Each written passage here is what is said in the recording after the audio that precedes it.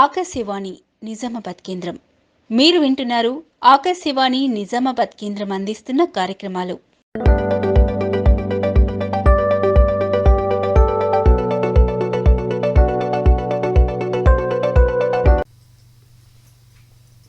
ఈరోజు ప్రపంచ నీటి దినోత్సవం. ప్రతి సంవత్సరం మార్చి 22వ తేదీని అంతర్జాతీయ నీటి దినోత్సవంగా జరుపుకుంటాం. మంచినీటి ప్రాముఖ్యతను గుర్తించడం, నీటి సంక్షోభంపై అవగాహన కల్పించడం, ఇంకా సుస్థిర జలవనరుల నిర్వహణను ప్రోత్సహించడం దీని ముఖ్య ఉద్దేశం. ఈ జల దినోత్సవం 1993 నుండి ఐక్యరాజ్య సమితి ఆధ్వర్యంలో జరుగుతున్న ఒక అంతర్జాతీయ కార్యక్రమం. జీవకోటికి ప్రాణాధారం నీరు. ప్రాణి పుట్టుకకు మనుగడకు మూలాధారం నీరు. మానవునికి నీటికి మధ్య అవినాభావ సంబంధం ఉంది. ఒకరోజు ఆహారం లేకుండా ఉండవచ్చు, కానీ నీరు త్రాగకుండా ఉండలేము. త్రాగునీరు, సాగునీరు అందుబాటులో ఉన్న నదీ పరివాహక ప్రాంతాల్లోనే నాగరికతలు విలసిల్లాయని చరిత్ర చెబుతోంది. నైరుతి ఆసియాలోని టైగ్రిన్ మరియు యూఫ్రేట్స్ నదుల మధ్య వర్ధిల్లిన ప్రపంచపు తొలి నాగరికత మెసపోటేమియా నాగరికత. క్రీస్తుపూర్వం 3300-1300 మధ్యకాలంలో ప్రస్తుత పాకిస్తాన్ మరియు వాయువ్య భారతదేశంలోని సింధు నదీ పరివాహక ప్రాంతంలో వెలిసిన నాగరికత సింధు నాగరికత. ఈ సమయంలోనే అద్భుతమైన డ్రైనేజీ వ్యవస్థ ఏర్పడింది. నదుల మార్పు, వరదలు, అనావృష్టి ఇంకా వాతావరణ మార్పుల వలన 1300-1500 ప్రాంతంలో ఈ నాగరికత అంతరించి ఉండవచ్చని చరిత్రకారుల భావన.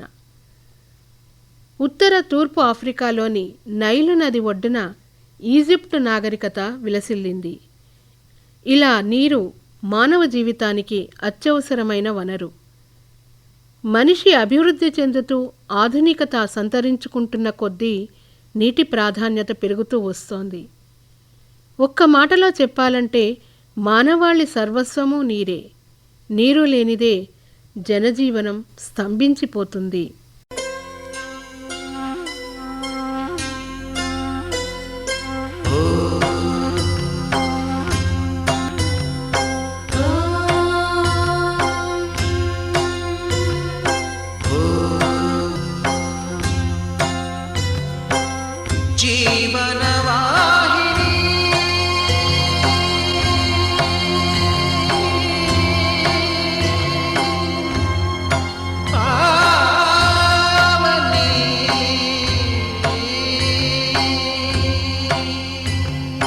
కలియుగమున కల్పతరువు నీడ నీవని, కనులు తుడుచు కామధేను తోడు నీవని,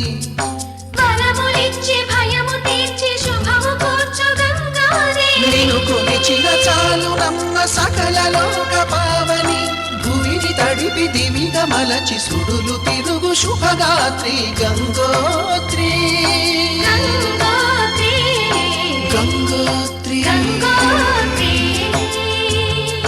గల గల గంగోత్రి హిమగిరిధరి హరిపుత్రి గల గల గల గంగోత్రి హిమగిరిధరి హరిపుత్రి జీవనవాహిని హిమగిరిధరి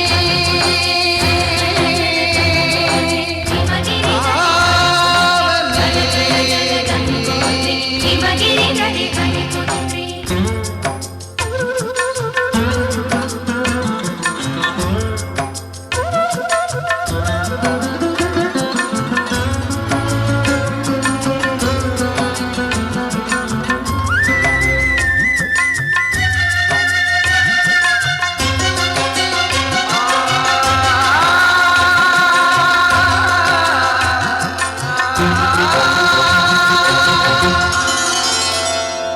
మంచు కొండలో ఒక కొండ వాగులా ఇలా జననమొందిన విరజావాహిని,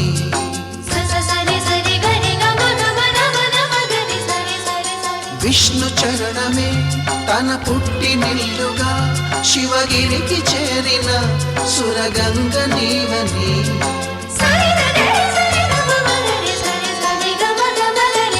అత్తింటికి సిరుల నొసగు అలకనందమై సగర కులము కాపాడిన భాగీరథివై బదరీవన హృషికేశ హరిద్వార ప్రయాగముల మణికర్ణిక తన లోపల వెలసిన శ్రీ వారణాసి గంగోత్రి గంగోత్రి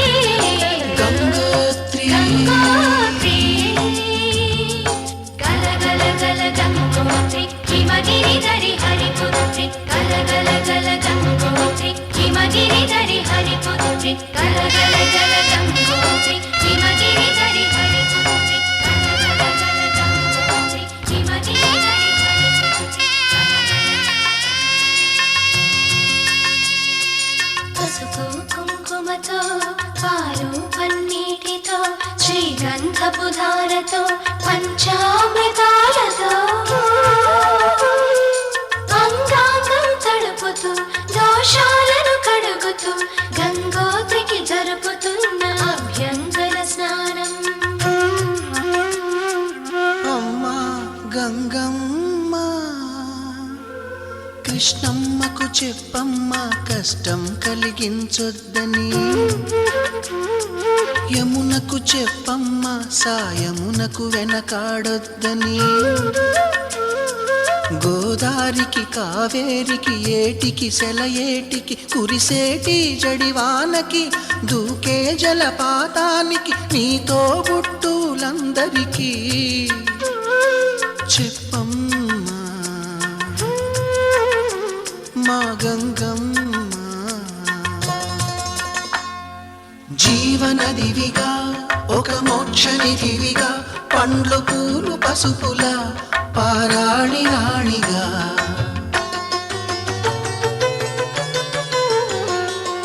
శివుని జటలనే తన నాట్య జతులుగా జలకమాడు సతులకు సౌభాగ్యదాత్రిగా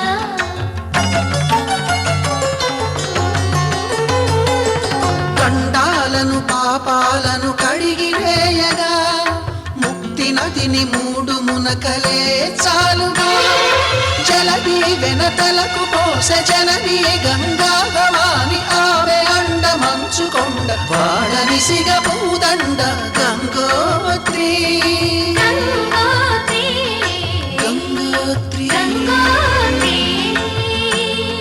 గల గల గల గంగోత్రి హిమగిరిధరి హరిపుత్రి గల గల గల గంగోత్రి హిమగిరిధరి హరిపుత్రి గల గల గల గంగోత్రి హిమగిరిధరి హరిపుత్రి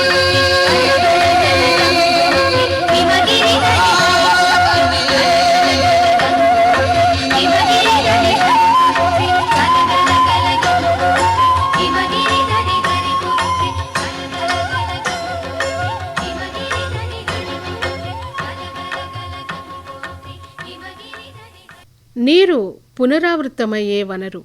దానిని మళ్ళీ మళ్ళీ వినియోగించుకోవచ్చు. మహాసముద్రాల నుంచి భూమి మీదకు, భూమి మీద నుంచి మహాసముద్రాల్లోనికి నీరు తిరుగుతూ ఉంటుంది. నీరు వివిధ రూపాలలో అంటే ద్రవ, ఘన, వాయు రూపాలలో ప్రసరణ కావడాన్ని జలచక్రం అంటారు. భూ ఉపరితలం మీద ఉన్న నీరు ఆవిరి కావడం ద్వారా వాతావరణంలోనికి ప్రవేశిస్తుంది. ఈ క్రమంలో నీరు ద్రవ రూపం నుండి వాయు రూపంలోనికి మారుతుంది. భూమి ఉపరితలం మీద ఉన్న నీరు సౌరశక్తి ద్వారా ఆవిరవుతుంది. భూమి, చెరువులు, నదులు, సముద్రాల నుండి నిరంతరం నీటి ఆవిరి వాతావరణంలోనికి ప్రవేశిస్తుంది.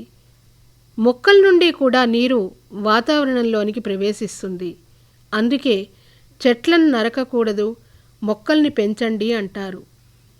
వాతావరణంలోనికి చేరిన నీటి ఆవిరి అక్కడి చల్లదనానికి ద్రవీకరించి వర్ష రూపంలో తిరిగి నేల మీదకు, అలా సముద్రాల్లోనికి చేరుతుంది. భూమి మీద పడిన వర్షపు నీరులో కొంత నీరు భూమిలోకి ఇంకడం వలన భూగర్భ జలాలు పునరుద్ధరించబడతాయి. సముద్రాల్లో చేరిన తర్వాత నీరు తిరిగి ఆవిరిగా మారి వాతావరణంలోకి చేరుతుంది. ఇది ఒక నిరంతర ప్రక్రియ. భూమి మీద ఉన్న ప్రధాన జలవనరులు ఏమిటంటే బావులు, చెరువులు, నదులు, సముద్రాలు. భూమి మీద ఉన్న మొత్తం నీటిలో ఎక్కువ శాతం ఉప్పు నీరుగా సముద్రాలలో ఉంది. అయితే సముద్రాలలోని నీరు త్రాగునీరుగా, సాగునీరుగా ఉపయోగపడనప్పటికీ అధిక శాతం జీవులు ఈ నీటిలోనే ఉన్నాయి. పురాతన కాలం నుండి మానవులు తమ ఆహారం కోసం, జీవనోపాధి కోసం సముద్రాలపై ఆధారపడుతున్నారు. అనంతమైన ఉప్పును, మత్స్య సంపదను సముద్రాలు అందిస్తాయి. ఇసుక, గులకరాళ్ళు వంటి వాటిని ఇళ్లకు, పరిశ్రమల్లో ఉపయోగిస్తాం. క్లోరిన్, ఫ్లోరిన్, అయోడిన్ వంటివి సముద్రాల నుండి లభ్యమవుతాయి. సముద్ర గర్భం నుండి చమురును వెలికి తీస్తున్నారు. ముత్యాలు, రత్నాలు కూడా సముద్రాల నుండే లభిస్తాయి. ఇక దేశాల మధ్య సముద్రాలు జల రవాణాకు ఉపయోగపడుతున్నాయి. సాగునీరు, త్రాగునీరు అందించే ప్రధాన వనరులు నదులు. భారతదేశంలో ఉన్న ముఖ్యమైన నదులు గంగా, యమున, సింధు, బ్రహ్మపుత్ర, నర్మదా, గోదావరి, కృష్ణ, తుంగభద్ర, కావేరి లాంటి నదులు, ఇంకా కొన్ని ఉపనదులు ఉన్నాయి. దక్షిణ భారతదేశంలోనే పెద్ద నదులు కృష్ణ, గోదావరి. గోదావరి నదిని దక్షిణ గంగా అని కూడా పిలుస్తారు. ఈ నదుల వలన దేశంలో ఎంతో భూమి సాగులోనికి వస్తుంది. ప్రజల దాహార్తి కూడా తీరుతుంది. పెరుగుతున్న జనాభా దృష్ట్యా అవసరాలు పెరగడం వలన నదిలో నీరు సముద్రాల్లో కలవకుండా పట్టి ఉంచడానికి ప్రభుత్వం నదులపై ఆనకట్టలను నిర్మించింది. ఆనకట్ట గురించి వచ్చింది కాబట్టి ఈ సందర్భంగా ధవళేశ్వరం ఆనకట్ట గురించి చెప్పుకోవాలి. గోదావరి నదిపై ఆనకట్టను నిర్మించిన కాటన్ దొరను గోదావరి జిల్లా అసోసియేషన్ వారు గోదావరి డెల్టా పితామహుడని నామకరణం చేశారు. ప్రజల గుండెల్లో కాటన్ దొరగా ఆయన నిలిచిపోయాడు. ధవళేశ్వర ఆనకట్ట నిర్మాణానంతరం పండితులు గోదావరిలో స్నానం ఆచరించి సంకల్పం చెప్పినప్పుడు నిత్య గోదావరి స్నాన పుణ్యదోయో మహమతి స్మరామాంగ్లేయ దేశీయం కాటమం తం భగీరథం అనే శ్లోకాన్ని పఠించేవారు. మాకు గోదావరి నదీ స్నాన పుణ్యాన్ని కలిగించిన అపర భగీరథుడు ఆంగ్ల దేశీయుడైన కాటన్ దొరగారిని ప్రతినిత్యం స్మరించి తరిస్తున్నాం అని ఈ శ్లోకానికి తాత్పర్యం. కాటన్ అంతటి గౌరవాన్ని పొందాడు. బ్రిటిష్ సైన్యాధికారి అయినా గాని భారతీయుల కోసం ఆయన చేసిన కృషి మరువలేనిది. ఆర్థర్ కాటన్ 1803 మే 15వ తేదీన జన్మించాడు. 15 సంవత్సరాల వయసులో కాటన్ మిలిటరీలో చేరి ఈస్ట్ ఇండియా కంపెనీ యొక్క ఆర్టిలరీ ఇంజనీరింగ్ సర్వీసుల్లో శిక్షణ పొందాడు. ఆర్థర్ కాటన్ 18 ఏళ్ల వయసులో భారతదేశానికి వచ్చి మద్రాసులో ఉద్యోగార్థం చేరాడు. అప్పటి బ్రిటిష్ ఈస్ట్ ఇండియా కంపెనీ ఈయనను దక్షిణ ప్రాంతానికి చెరువుల శాఖకు ఇంజనీరుగా నియమించింది. భారతదేశంలో జలవనరులను సమర్థవంతంగా వినియోగించడానికి పలు ప్రాజెక్టులకు రూపకల్పన చేసి నిర్మించాడు. కాటన్ ముఖ్యంగా కృషి చేసి విజయాన్ని సాధించిన ప్రాజెక్టులలో గోదావరిపై ధవళేశ్వరం ఆనకట్ట, కాలువల నిర్మాణం మొదటిదిగా చెప్పవచ్చు. ఈ కాలువల విభజన అన్ని ప్రాంతాలను కలుపుతూ సాగే విస్తరణ ఒకప్పుడు వ్యవసాయంలో సామాన్య దిగుబడితో ఉన్న గోదావరి పరీవాహక జిల్లాలను అత్యంత అభివృద్ధి, అధిక వ్యవసాయ దిగుబడులు గల జిల్లాలుగా మార్చివేసింది. 6 లక్షల ఎకరాల భూమి సాగు కిందికి వచ్చింది. ఈ మహత్కార్యాన్ని ఆయన కేవలం 5 ఏళ్లలో పూర్తి చేశారు. కృష్ణానదిపై విజయవాడ వద్ద ప్రకాశం బ్యారేజీ నిర్మాణానికి కృషి చేశాడు. ఇంతేకాక ఆయన బెంగాల్, ఒడిశా, బీహార్ మొదలైన ప్రాంతాల నదులను మానవోపయోగ్యం చేయడానికి ఎన్నో పరిశోధనలు, పరిశీలనలు చేశాడు. తెలుగువారే కాదు, తమిళులు, ఒరియాలు, బెంగాలీలు, బీహారీలు మొత్తం భారతీయులే ఆయనకు శాశ్వత రుణగ్రస్తులు. కాటన్ ముందు చూపుతో చేసిన కృషి వలన గోదావరి వాసులకు బంగారు పంటల్నిచ్చిన వ్యక్తిగా చరిత్రకెక్కాడు. ఉభయ గోదావరి జిల్లాల్లోని చాలా గ్రామాల్లో గుర్రం మీద స్వారీ చేస్తున్న కాటన్ దొర విగ్రహం కనబడుతుంది. ధవళేశ్వరం ప్రాజెక్టు వద్ద ఆయన గౌరవార్థం ఒక మ్యూజియంను కూడా ఏర్పాటు చేశారు. అనంతరం భారత ప్రభుత్వం అనేక ప్రాజెక్టులను నిర్మించింది. వాటిలో Bhakra Nangal, Hirakud, Nagarjuna Sagar, Srisailam project, Sriram Sagar project, Nizam Sagar project మొదలైనవి ఉన్నాయి. ఇంకా గ్రామాలలో ప్రజల దాహార్తిని తీర్చి వ్యవసాయానికి ఉపయోగపడే వనరులు చెరువులు, బావులు. వ్యవసాయానికి, త్రాగునీటికి, పశువుల కోసం చెరువులను, బావులను ఉపయోగించేవారు. గ్రామస్తులు చెరువులను, బావులను కాపాడుకోవాలి.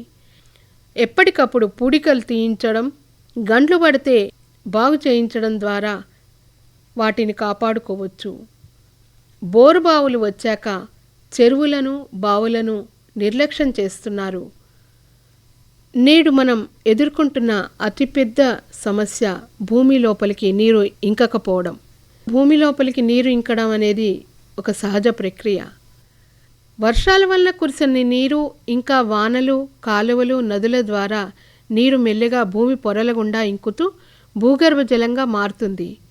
అయితే ప్లాస్టిక్ వినియోగం ఎక్కువ అవడం వలన, అవి ఎన్నో వేల సంవత్సరాల వరకు భూమిలో కలిసిపోకపోవడం వలన, నదీ పరివాహక ప్రాంతాలలో ప్లాస్టిక్ని వాడుతూ ఉండడం వలన, అవి నదీ ప్రవాహాలకు అడ్డుపడడం వలన నీరు భూమిలో ఇంకిపోవడం లేదు. ఇక వర్షాభావ కారణానికి ముఖ్య కారణం చెట్లను నరికివేయడం. వర్షాలు లేకపోవడం, అతివృష్టికి ముఖ్య కారణం చెట్లను నరికివేయడం. చెట్లను నరికివేయడం వలన వర్షాభావ పరిస్థితులు ఏర్పడి నీటి లభ్యత తగ్గిపోతోంది. కాబట్టి మొక్కలను పెంచడం, వాటిని సంరక్షించుకోవడం ప్రతి ఒక్కరూ అలవాటుగా చేసుకోవాలి. గార్డెనింగ్ చేయడం వలన, మొక్కలతో సమయాన్ని వెచ్చించడం వలన మనసు కూడా అలజడికి గురికాకుండా ప్రశాంతంగా ఉంటుందని నిపుణులు కూడా సూచిస్తున్నారు. కాబట్టి ప్రతి ఒక్కరూ గార్డెనింగ్ అనేది అలవాటుగా చేసుకోవాలి.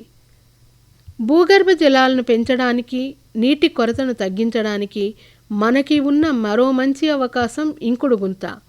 ఇంకుడు గుంత అనేది వర్షపు నీటిని లేదా ఇంటి నుండి బయటికి వచ్చే నీటిని వృధా చేయకుండా భూమిలోకి ఇంకింపజేసే చిన్న గొయ్యి. గోతిని తవ్వి దానిలో రాళ్ళు, ఇసుక, ఇంకా ఇటుక ముక్కలను నింపుతారు. ఇంటి కప్పుపై నుండి పడే వర్షపు నీటిని పైపుల ద్వారా ఆ గుంతలోకి మళ్లించడం ద్వారా భూగర్భ జలమట్టం పెరుగుతుంది. ఇది భూగర్భ జలాలను పెంపొందించి నీటి కొరత లేకుండా చేస్తుంది. ఇంకుడు గుంతల వలన బోరుబావులు కూడా ఎండిపోవు. ఇంటి చుట్టూ ఉన్న స్థలంలో లేదా బోరుబావికి దగ్గరగా ఈ ఇంకుడు గుంతలను నిర్మించుకోవాలి. ప్రతి ఇంటి ఆవరణలోనూ తప్పనిసరిగా ఏర్పాటు చేసుకోవాల్సిన ఒక నీటి సంరక్షణ నిర్మాణం. ప్రకృతిని మనిషి సంరక్షిస్తే అది 100 రెట్లు ఎక్కువగా మనిషిని కాపాడుతుంది. ఈ విషయాన్ని కేరళలోని కొల్లాం జిల్లా అర్కల్ గ్రామానికి చెందినవారు బాగా అర్థం చేసుకున్నారు. అందుకే ఊరంతా ఒక్కటై కదిలారు. పలుగు పారా పట్టుకుని ఎండిపోయిన జలపాతాన్ని మళ్లీ కళకళ్లాడేలా చేసేందుకు సంకల్పించారు. ఎరప్పు అంటే మలయాళంలో శబ్దం అని అర్థం.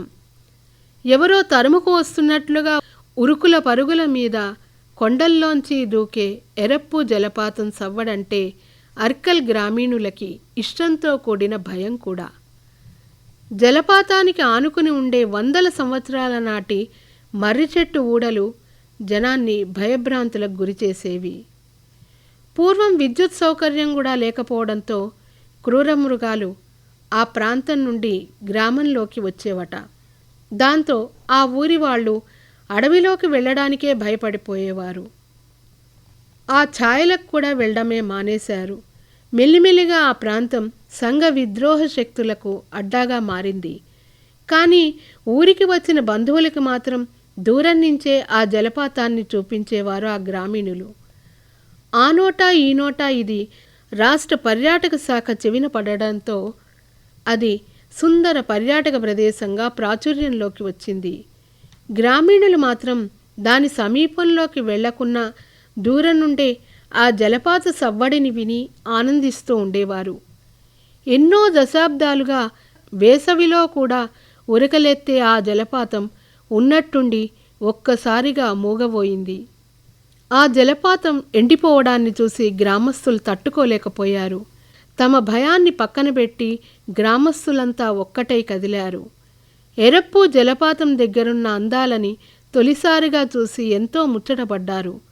ఎలాగైనా దానికి మళ్ళీ ప్రాణం పోయాలనుకున్నారు. వెంటనే అటవీ శాఖను సంప్రదించి సంజీవిని సోషల్ ఫారెస్ట్రీ ఉచితంగా అందించిన మొక్కల్ని తీసుకుని ఆ ప్రాంతమంతా నాటారు. ఆ చుట్టూ పేరుకున్న ప్లాస్టిక్ చెత్తను, బాటిళ్లను ఏరివేశారు. ఈ పనులన్నీ క్రమబద్ధంగా జరిగేలా చూసేందుకు ఒక సంస్థను ఏర్పాటు చేసుకున్నారు. టూరిజం పేరుతో ప్లాస్టిక్ వాడకం, క్వారీలు పెట్టి తవ్వి ఆ అడవిని, జలపాతాన్ని పాడు చేస్తే ఊరుకోమని చెప్పారు ఆ గ్రామస్తులు. ఈ అడవి, ఈ జలపాతం కేవలం ప్రకృతి అందాలే కాదు, మా జీవితంతో పెనవేసుకున్న ఆత్మీయ బంధాలు అన్నారు ఆ గ్రామస్తులు. వారిని స్ఫూర్తిగా తీసుకొని మనం మన చుట్టూ ఉన్న పరిసరాలను కాపాడుకోవాలి. వృక్షాలకు రక్షణగా నిలవాలి. ప్లాస్టిక్ని నిషేధించాలి. ఇంకుడు గుంతలను ఏర్పాటు చేసుకోవాలి. అప్పుడే నీరు సమృద్ధిగా అందుబాటులోకి వస్తుంది.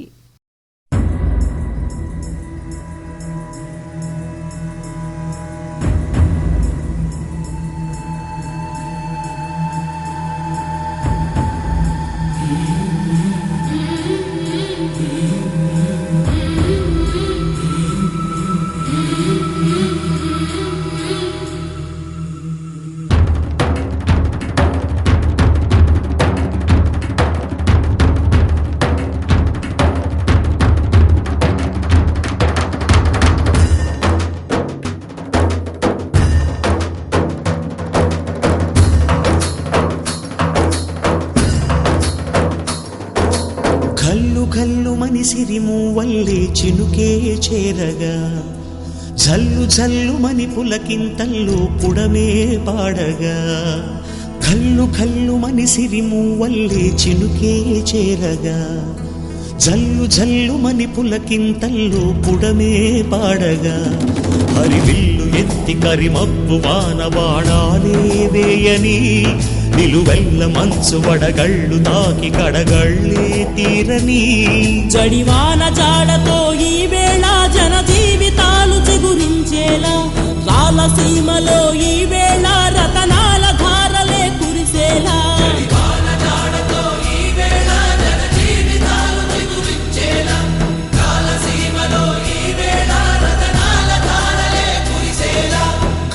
ఘల్లుమని సిరిమూవల్లే చినుకే చేరగా, జల్లు జల్లుమని పులకింతల్లో పుడమే పాడగా.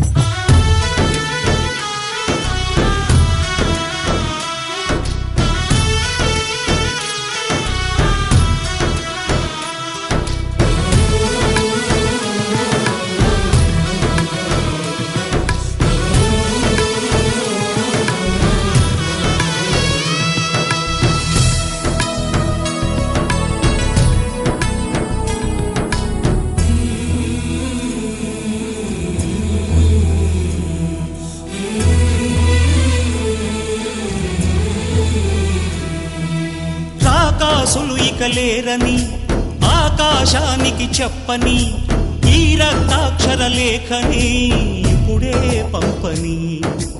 అన్నం పుణ్యం ఎరగని మా సీమకి రమ్మని, ఆహ్వానం అందించని, మెరిసే చూపుని తొలగింది ముప్పు అని నీలి మప్పు మనసారా నవ్వని చిరుజల్లు ముంపు మన ముంగిలంత ముత్యాలే చల్లని ఆశాసు గంధమై నేలంతా సంక్రాంతి గీతమే పాడేలా శాంతి మంత్రమై గాలంతా దిశలన్నీ అల్లని ఈ వేళ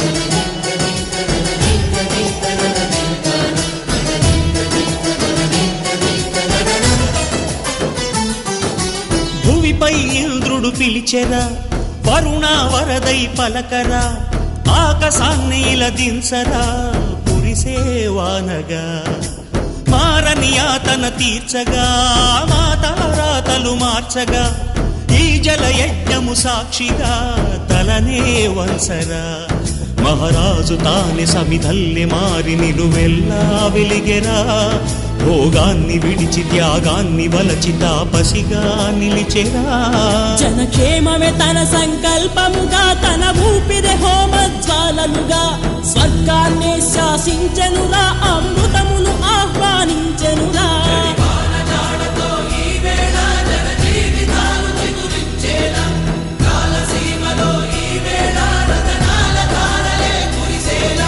గల్లు గల్లు మని సిరిమూవల్లే చినుకే చేరగా జల్లు జల్లు మని పులకింతల్లు పుడమే పాడగా హరివిల్లు ఎత్తి కరిమబ్బు వాన బాణాలే వేయని నిలువెల్ల మంచు వడగళ్ళు తాకి కడగళ్ళే తీరని జడివాన జాడతో ఈ వేళ జన జీవితాలు చిగురించేలా రాలసీమలో ఈ వేళ రతనాల ధారలే కురిసేలా